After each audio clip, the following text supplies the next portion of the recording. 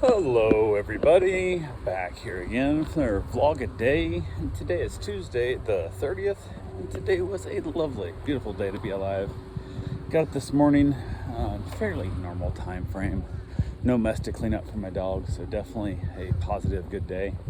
Went ahead, got a few things out, got the dogs outside, all that kind of stuff. So I was up before the rest of the house was, trying to keep it quiet as good as I could. Finally got right back in, got them all separated out, got them all fed, all the good fun that comes with it. Had a few things around the house to take care of, nothing major, just simple little stuff. And then reached out to my father-in-law because I'm taking him to the doctor today.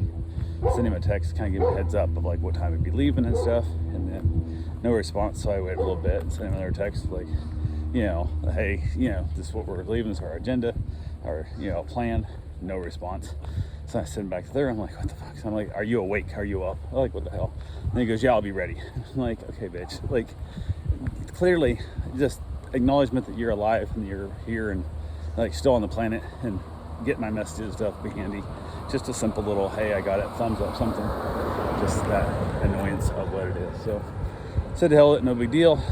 Finished up a few things around the house. Got the dogs all situated and ready to go. Had some dogs getting picked up today. All the good fun stuff with it. Went ahead and basically finally came time, grabbed my gear that I needed. I headed up to basically went across the street, got him, got the truck, headed up to the doctor's appointment, dropped him off at the appointment. And this place sometimes takes 15-20 minutes, sometimes takes 2 hours, and it's every month. He's got to go back to this place every month, and it's a bunch of hoo-walkie because from what he says, he's in the office for like 5 minutes talking to the doctor at the most, and normally it's the wait was 20 minutes or an hour and a half out front. So kind of it is what it is. So luckily there's a Lowe's right down the street from there, so I basically dropped him off, headed down to Lowe's. Was doing a little shopping. I was kind of looking for some fence pickets and did not find any fence pickets in that place at all, which was kind of strange. But also I was looking for like one of those pull down outdoor shades, preferably a crank down, but it is what it is. And I asked 2 different employees, hey, do you have any of these things, like the roll down sunshades? And they kept telling me like the ones like this, the canopy type things, like you tie it to your house into a post or tie it between a couple trees, whatever. And I'm like, nope, that's not what I want. I want the roll down style, not these. And they're like, nope, we don't have those. Both people thought, well, the first guy, he even got the computer out, looked it up.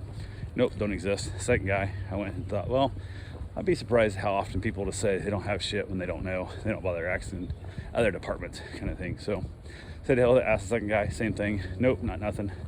Sure, so I was like, I'm just kind of walking the aisles here, killing time a little bit on my way back to the lumber department, looking for my fence post or fence pickets, and just wanted to compare price. I'll probably get them at Lowe's or Home Depot, anyways, it's closer to home.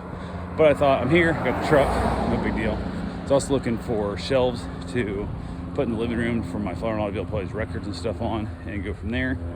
And got no response. I turn a corner, and what do I see? A freaking end cap with these roll-up shades I'm looking for. I'm like, well, shit, they're right there. 2 different employees, both looking at computers, saying these things don't exist in the store, and they're right here. And they've got the fancy crank down ones. They got the pull down ones with like the spring in them that goes back up, and they're $130 a piece or so, kind of in that range. $120, $100, whatever. And found one on clearance. It's kind of an oddball color, but it was $26, $27 what it was. So, and they're only 6 feet. I was hoping for like 8 feet is what I was hoping for, but 6 feet will be enough to get what I need to do. And said, hell it. I was like, okay, I don't feel like carrying this thing around. There's like 4 of them there. I only needed 1, maybe 2. And I thought, well, I don't feel like carrying around the rest of the time in the store. So I said, hell it, kind of wandered around a little bit. Never did see fence pickets anywhere. Saw they're probably out front with like their pre-made fence panels. I didn't go back out there looking. So I just said, that's not that big a deal because I can always compare pricing online and just do it. I was just kind of there killing time with it is what I was mostly doing. And didn't really find anything else that I needed. So in the process, I ended up ended up finding myself another item that I thought, well, hell, this might be handy.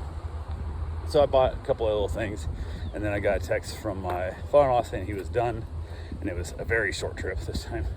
So I was like, okay, I'll head back. So on the way out, I went back by aisle 6 and grabbed my pull-down blinds. Also, by the way, on aisle 6, there were like there was probably, I don't know, 75 or 80 different versions of these in that whole, an entire one side of one aisle, probably 45, 50 feet long, with all the blinds I'm looking for, the roll-up sunshades, just tons of them, all kinds of different stuff that apparently don't exist in their computer and or in their employees' heads.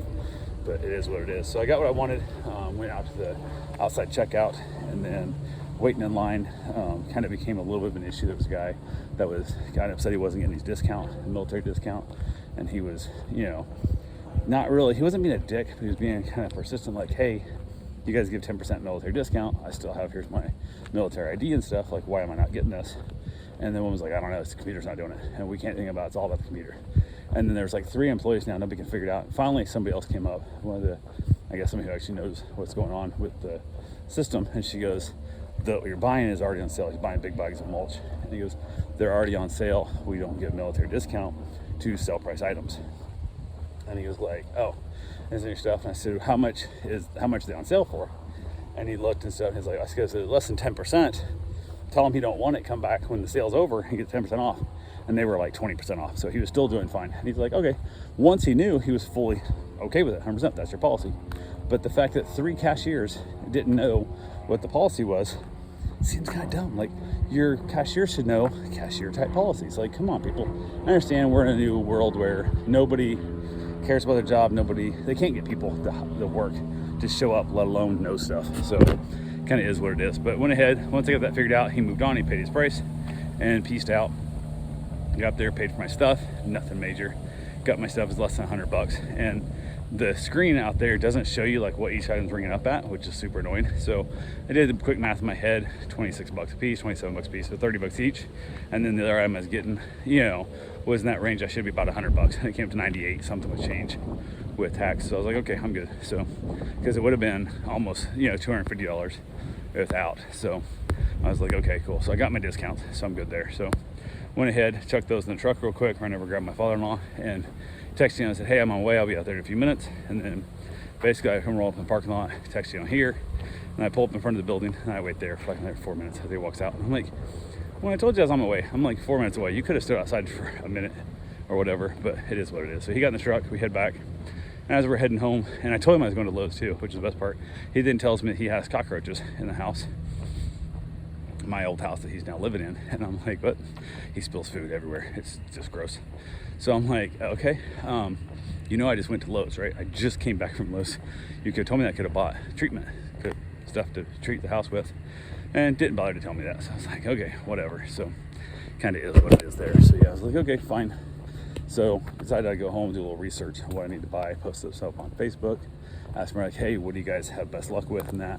And I'll figure that stuff out. And hopefully by tomorrow I'll get some stuff ordered, get the house treated. I did send my wife back over. She got homework. I said, why didn't you tell me? She goes, oh, I forgot. I was going to tell you, I forgot. Like, okay, but I was just at Lowe's. Like, come on. So I had her mix up some borax and powdered sugar, which we do often. We'll sprinkle it, mix it up 50-50, then we'll sprinkle it into like some bottle caps or whatever, milk jug caps. Lay it around the house in the cabinets and stuff, and the cupboards. The cockroaches are drawn to the powdered sugar, but the borax kills them. And it's not as good as like a bait that takes them back and kills everybody else in the hive, but it's at least enough to basically, I guess, slow them down and kill the ones that eat it. So it's at least a start, and then I'll get the rest of the treatments going.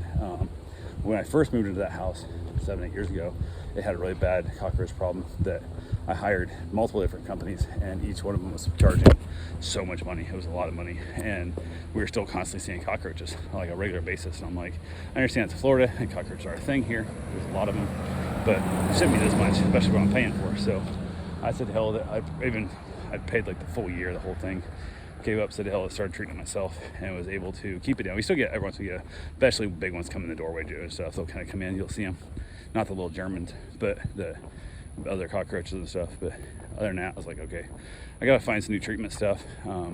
Anything news came out in the market, so I went ahead and I gotta get that treated. But it's always fun. It's always just like, what a waste. I was there, I was at Lowe's, I was there. I could have picked up some stuff, but oh well, it is what it is. So I know I had some stuff before that I was treating with, and I haven't treated this house I'm in yet either. So, but we haven't had any issues with it. I don't know if it's because it's a block home, it's a little less susceptible to it, or the fact that we don't keep a lot of crumbs and stuff on the floor all the time, which always helps. But yeah, it is what it is. So went ahead, got done with that, got back, dropped him off, gave back the dog.